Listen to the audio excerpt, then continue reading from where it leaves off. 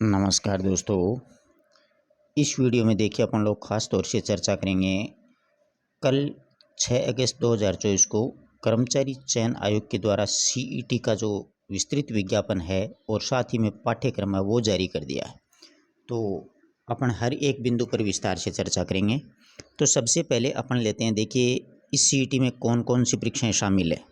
तो ध्यान रखिएगा, इस सीईटी में आप लोग देख सकते हैं यहाँ पर यानी परीक्षा का नाम वगैरह सब कुछ दिया गया है। सबसे पहले है कि राजस्थान होमगार्ड अधीनस्थ सेवा, मतलब प्लाटून कमांडर की, ठीक है। फिर राजस्थान अभियांत्रिकी अधीनस्थ सिंचाई सेवा, इसमें जिलेदार और पटवारी भर्ती भी इसी में शामिल है। इसी के साथ में कनिष्ठ लेखाकार मतलब अकाउंटेंट वाला। फिर तहसील राजस्व लेखाकार, पर्यवेक्षक महिला अधिकारी, फिर महिला पर्यवेक्षक, फिर उप जेलर, छात्रावास अधीक्षक सेकंड ग्रेड है ना वो, फिर पटवारी और ग्राम विकास अधिकारी मतलब ग्राम सेवक जिसको वीडियो बोलते हैं, और कनिष्ठ लेखाकार। आप जितनी भी जो कर्मचारी चयन बोर्ड है उसकी ओर से ये जो एग्ज़ाम होनी है वो सारी ग्रेजुएशन लेवल की जो सीईटी है वो पास किए बगैर आप इसका फॉर्म भी अप्लाई नहीं कर सकते, इसलिए आपको सीईटी देना ज़रूरी है। दूसरी क्लियर बात यह है कि पिछली सीईटी अगर आप लोगों ने पास कर रखी है तो वो उसकी जो वैलिडिटी है वो ख़त्म हो गई है, ठीक है। तो आपको दोबारा से पास करनी होगी। समान पात्रता परीक्षा है स्नातक स्तर की, ठीक है। अब इसके आगे अपन लोग चलते हैं कि ऑनलाइन आवेदन की प्रक्रिया। आप सभी को पता है ऑनलाइन आवेदन ई मित्र के माध्यम से OTR करना। आपको सबसे पहले तो वन टाइम रजिस्ट्रेशन होता है ना, वो अगर आपने करवा रखा तो कोई दिक्कत नहीं है। अगर आपने नहीं करवा रखा तो आप लोग एक बार OTR करें, और फिर ये जो वेबसाइट दे रखी है RSMSSB rajasthan.government.in, इस पे जाकर के आपको OTR करना, मतलब वो ई मित्र वाला आपकी सारी समस्याएं हैं उसका समाधान कर देगा। अब अपन देखते हैं और फॉर्म ऑनलाइन ही भरा जाएगा, ऑफलाइन फॉर्म मान्य नहीं होगा। ये तो बेसिक सी बातें हैं, हर एक विद्यार्थी को अच्छे से पता है। SSO ID वगैरह आप लोगों ने बना रखी है, अगर नए हैं तो आप लोग बनवा सकते हैं, आपकी बन जाएगी, ठीक है, SSO ID के माध्यम से आपको। और इसी के साथ में देखिएगा आप लोग आगे आवेदन कब से भरे जाएंगे वो सारी जानकारी, और कब इसकी अंतिम दिनांक है। अगर आपने BA ज़रूरी है इसमें, ग्रेजुएशन लेवल की, इसलिए आपने अगर ग्रेजुएशन BA कर रखी है तो आप लोग ये फॉर्म अप्लाई कर सकते हैं, ठीक है। अगर OTR नहीं करवा रखा है तो आपका देखिए 400 रुपये का चार्ज है वो भी लगेगा, ठीक है। और जनरल वाले हैं उनके 600 रुपये का लगेगा। SC ST के 400 दिखा रखा। ये पद नाम दे दिए हैं, वही गृह रक्षा विभाग वो पीछे अपन ने पढ़े थे ना, वो की वो सारी जानकारी है इसमें। इसी के साथ में अपन देखते हैं कि ये फॉर्म शुरू कब होंगे। तो ये 9 अगस्त से शुरू होने आई थिंक, इसमें आगे आ जाएगा कि ऑनलाइन फॉर्म है वो कब से भरे जाएंगे। खिलाड़ी वगैरह अगर आप हैं तो वो सारी जानकारी इसमें दे रखी है, उसके हिसाब से आप लोगों को क्या है कि छूट मिल जाएगी। शैक्षिक योग्यता आप सभी ने स्नातक या उसके समतुल्य, मतलब आपने ग्रेजुएशन कर रखी है, ग्रेजुएशन के समतुल्य कोई आपके पास डिग्री है तो आप लोग फॉर्म अप्लाई कर सकते हैं। फिर इसके बाद में अपन आगे चलते हैं, इसमें सारी PDF है अपने साथ में। ये तो राष्ट्रीयता आयु सीमा का भी इसमें 40 वर्ष दे रखा है, 5 वर्ष की वैसे छूट होती है, 45 वर्ष तक है। फिर इसी सीरीज में अगर अपन आगे चलते हैं तो देखिएगा, वैसे तो परीक्षा ये जो फॉर्म भरते हैं ना, OTR वगैरह करवा रखा है तो आपका कोई शुल्क वगैरह नहीं लगेगा। तो और परीक्षा, अब देखिएगा परीक्षा का आयोजन, परीक्षा है वो 25 सितंबर से लेकर के 26 सितंबर, यानी 2 दिन आपकी परीक्षा है उसका 28 है, हाँ 25 से 28 सितंबर तक आपकी 3 दिन परीक्षा है वो चलेगी, क्योंकि स्टूडेंट बहुत ज़्यादा हैं। और साथ ही साथ में इसमें यह बात भी स्पष्ट कर दी है कि यदि परीक्षा में एक से अधिक चरणों में आयोजित की जाती है तो वहाँ पर नॉर्मलाइजेशन मतलब सामान्यकरण है वो किया जाएगा। जो पारियाँ होती हैं ना उस प्रकार से, किसी पारी का हार्ड पेपर आ जाता है, किसी का ईजी आ जाता है, उस हिसाब से वो नॉर्मलाइजेशन करेंगे, सामान्यकरण होगा। फिर इसी के साथ में देखिएगा आप लोग ऑनलाइन आवेदन वो 8 या 9 अगस्त से शुरू होने हैं और 2-4 सितंबर तक होंगे शायद। फ़ोटो वगैरह आपको सभी को अपलोड वगैरह वो करनी है। इसी के साथ में अपन थोड़ा सा देख लेते हैं, देखिएगा इसमें आगे दे रखा है पाठ्यक्रम, तो इसका पाठ्यक्रम की चर्चा कर लेते हैं। सबसे पहले स्नातक स्तर की परीक्षा है, समान पात्रता परीक्षा, 150 प्रश्न आएंगे, कुल अंक 300 होंगे और 3 घंटे का इसमें समय दिया जाएगा और साथ ही साथ में इसमें माइनस मार्किंग की बारे दे दी गई है। अब इसमें पाठ्यक्रम इतना ज़्यादा विस्तृत दे दिया है कि आप लोग एक बार ढंग से रिवीजन ही कर पाओगे। तो आप लोगों ने पाठ्यक्रम देख लिया होगा, अगर नहीं देखा तो आपको पूरा जो पाठ्यक्रम है उसका विस्तार से चर्चा करेंगे। सबसे पहले भारत का जीके आएगा, आप लोग देखिएगा। भारतीय जो जीके है इसमें भारतीय इतिहास की महत्वपूर्ण घटनाएं, 19वीं 20वीं शताब्दी में सामाजिक और धार्मिक सुधार आंदोलन, यानी सब कुछ है। साथ ही साथ में भारतीय स्वतंत्रता के जो आंदोलन है, विभिन्न प्रकार की जो अवस्थाएं हैं और इस देश में विभिन्न प्रकार के क्षेत्रों में जो महत्वपूर्ण योगदान करता है उसका क्या क्या योगदान था। 1857 की पूरी क्रांति दे दी है, जनजातीय आंदोलन, किसान आंदोलन और राजनीतिक जनजागरण और प्रजामंडल आंदोलन। फिर इसी के साथ में स्वतंत्रता, राष्ट्र निर्माण, राष्ट्रीय एकीकरण और राज्यों का पुनर्गठन, नेहरू युग और संस्थानिक निर्माण, विज्ञान एवं तकनीकी। ये भारत का जीके काफ़ी बड़ा है, इनको तो एक एक नाम लिखने में कोई ज़्यादा समस्या का सामना नहीं करना पड़ा, परंतु जो पढ़ता है ना उसको पता है भारत की 1857 की क्रांति वो सारी। फिर राजस्थान में जनजाति, किसान, ये सारे आंदोलन। राजस्थान का कला, इतिहास, संस्कृति, परंपरा और विरासत, इसमें सभ्यताएं कालीबंगा, आहड़, गणेश्वर और बालातल और पोराट, ये 5 ही सभ्यता आपको पढ़नी है, ध्यान रखना है इस बात का। राजस्थान के इतिहास में महत्वपूर्ण ऐतिहासिक घटनाएं, राजवंश हैं, उनकी प्रशासनिक और राजस्व व्यवस्था कैसी थी, सांस्कृतिक जो कार्यक्रम हैं वो। स्थापत्य कला की प्रमुख विशेषताओं में अगर देखा जाए तो किले, स्मारक, चित्रकला और हस्तशिल्प। राजस्थानी साहित्य, महत्वपूर्ण कृतियाँ और क्षेत्र की जो बोलियाँ हैं वो। प्रमुख मेले, त्योहार, संगीत, नृत्य। राजस्थानी संस्कृति, परंपरा और विरासत। राजस्थान के धार्मिक आंदोलन, संत और लोक देवता, महत्वपूर्ण ऐतिहासिक स्थल। और इसी के साथ में राजस्थान के प्रमुख व्यक्तित्व और राजस्थान का एकीकरण, मतलब राजस्थान पूरा ही पढ़ना है आपको, ध्यान रखना है इस बात का, कुछ भी इसमें छूटा नहीं है, ठीक है।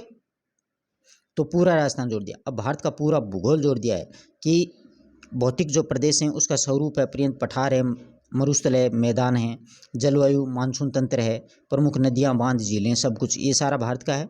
वन्य जीव और प्रमुख अभ्यारण्य, प्रमुख फसल, गेहूँ, चावल, कपास, गन्ना, चाय, कॉफ़ी सारी। प्रमुख खनिज, लोहा, मैग्नीज और बॉक्साइड, अब्रक। ऊर्जा संसाधन में परंपरागत, गैर परंपरागत, लघु उद्योग और औद्योगिक प्रवेश, राष्ट्रीय राजमार्ग, परिवहन और संसाधन, व्यापार। पूरा का पूरा ज्योग्राफी जोड़ दिया पूरा इंडिया का।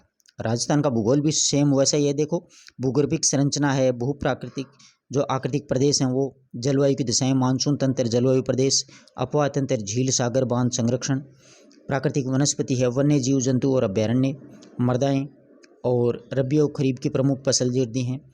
और इसमें जनसंख्या घनत्व, साक्षरता, लिंगानुपात, प्रमुख जनजातियाँ, धात्विक और अधात्विक खनिज, ऊर्जा के संसाधनों में परंपरागत और गैर परंपरागत, पर्यटक स्थल, यातायात संसाधन, राष्ट्रीय राजमार्ग, रेल मार्ग, वायुयान। सारा राजस्थान का ज्योग्राफी है वो जोड़ दिए, नदी नाले सब कुछ इसमें आ जाएंगे, ठीक है।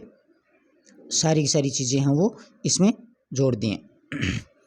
इसी के साथ में देखिएगा राजस्थान के विशेष बल के साथ में भारतीय, मतलब ये राजनीतिक व्यवस्था जो है ना वो है, सारी राजनीतिक पॉलिटिकल साइंस जो अपने चलती है सारी की सारी जोड़ दी है। साथ ही साथ में भारत के अर्थव्यवस्था में बैंकिंग है, सब्सिडी है, राजकोषीय है, सारा का सारा। राजस्थान की अर्थव्यवस्था है सेम वो का वो सारा। विज्ञान में सारी जो साइंस है वो जोड़ दी गई है, आप लोग देख सकते हैं। देखो सूचना और संचार प्रौद्योगिकी और रक्षा प्रौद्योगिकी और आरक्षित प्रौद्योगिकी।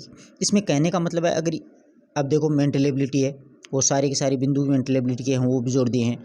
पूरी हिंदी की व्याकरण जोड़ दिए, कुछ भी नहीं छोड़ा है। इनको संधि, संधि विच्छेद और साथ में संज्ञा, सर्वनाम, विशेषण, क्रिया, समास, समास के भेद, मतलब पूरा का पूरा जोड़ दिया। इनको तो समास शब्द लिखना पड़ा, परंतु पूरा समास का जो चैप्टर है वो काफ़ी बड़ा है, संधियों का काफ़ी बड़ा है, विराम चिन्ह काफ़ी बड़े हैं, विलोम शब्द सारे रटने पड़ेंगे, शुद्ध अशुद्ध है ही, और साथ ही साथ में राजभाषा और संवैधानिक स्थिति ये भी टिका दी है इन्होंने। पत्र भी जोड़ दिए अब की बार, और भी मज़े की बात कर दी है, कार्यालय, ये सारे पत्र हैं।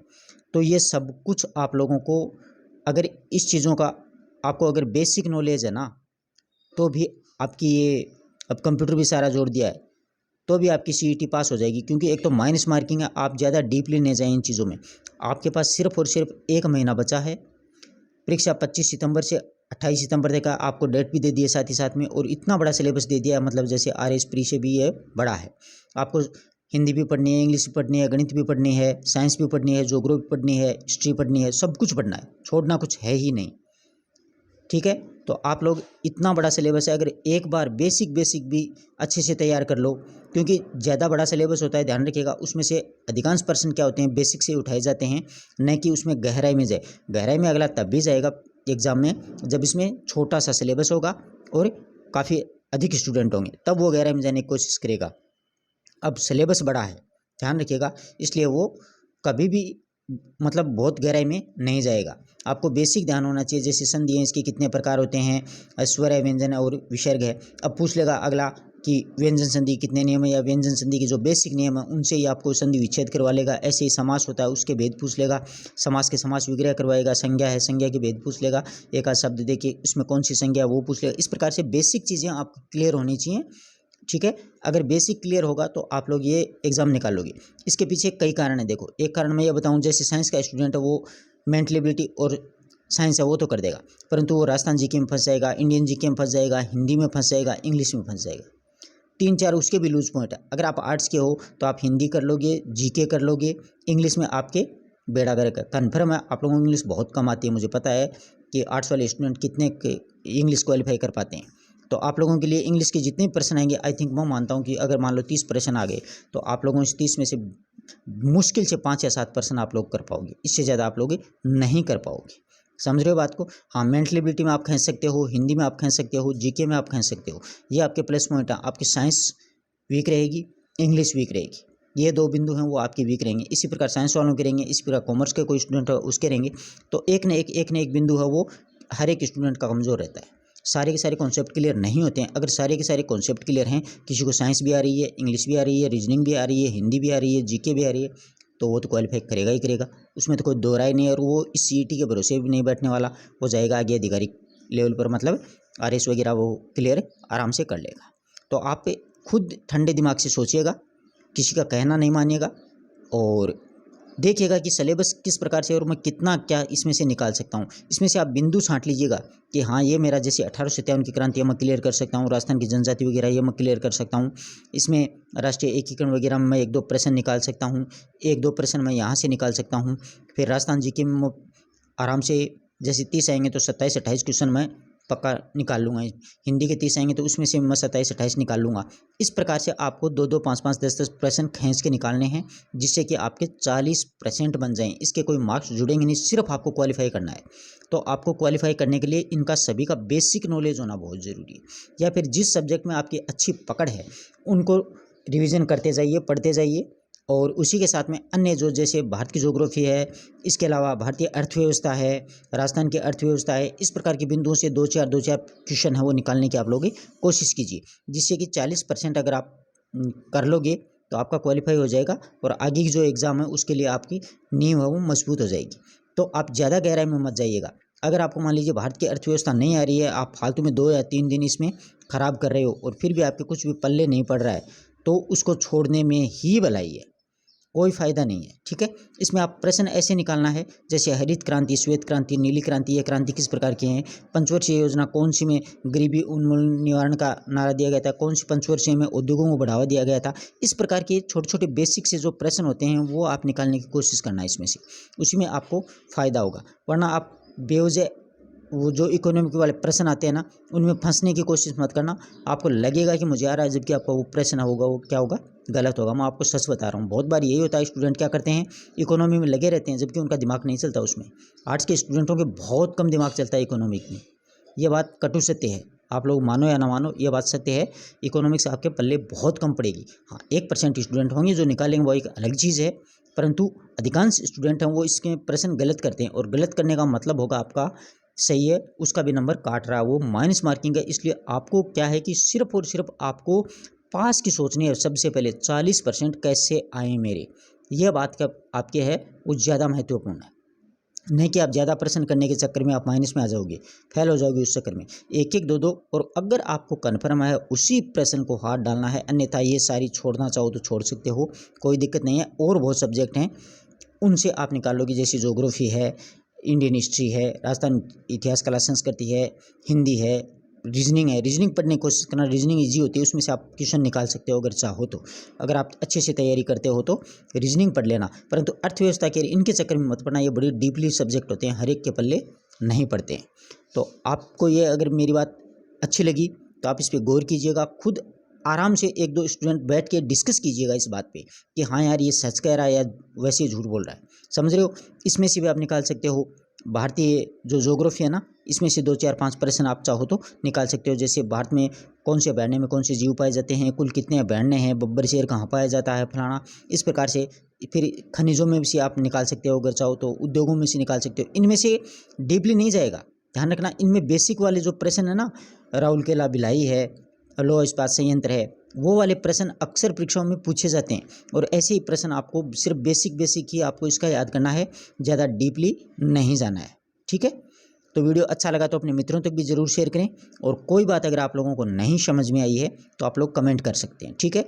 जो मैंने आपको जैसा बताया है वैसा एक बार आप ट्राई ज़रूर कीजिएगा कि हाँ मैं ठीक कह रहा हूँ, या फिर आपको ऐसा कोई यूट्यूब वाला आपको ये भी बता सकता है कि आप लोगों को 18 घंटा पढ़ने हैं, सारे सब्जेक्ट कवर करने हैं, ये इस चक्कर में आप फेल हो जाओगे, कन्फर्म फेल हो जाओगे। ये चाहे आपको बुरा लगा होगा, परंतु ये बात सत्य है, सारे सब्जेक्ट आप कवर नहीं कर पाओगे, इतना टाइम ही नहीं दिया अगलों ने।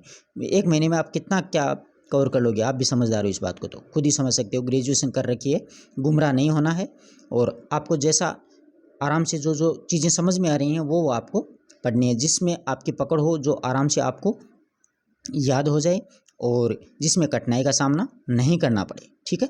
परीक्षा है वो 25 सितंबर से 28 सितंबर को आयोजित होगी। अगर किसी विद्यार्थी किसी प्रकार की कोई शंका है तो आप लोग पूछ सकते हो। धन्यवाद दोस्तों, मिलते हैं एक नए वीडियो नए टॉपिक के साथ, तब तक के लिए नमस्कार। ये लेटर वगैरह हिंदी के हैं, संधि समास, वो अगर आप लोग पढ़ना चाहते हो तो आप प्लेलिस्ट में वीडियो पड़ा है, उसमें प्लेलिस्ट के माध्यम से आप लोग ये लेटर वगैरह सब अच्छे से पढ़ सकते हो, आपको वीडियो मिल जाएगा। या फिर आप टेलीग्राम चैनल है वो ज्वाइन कर लेना, हिंदी साहित्य मंच है, उसका लिंक मैंने डिस्क्रिप्शन में दिया है, वहाँ से ज्वाइन करोगे तो आपको वो सारी जानकारी है, सारी लेटर वगैरह हैं वो मैं टेलीग्राम पर डालता रहूँगा। धन्यवाद दोस्तों।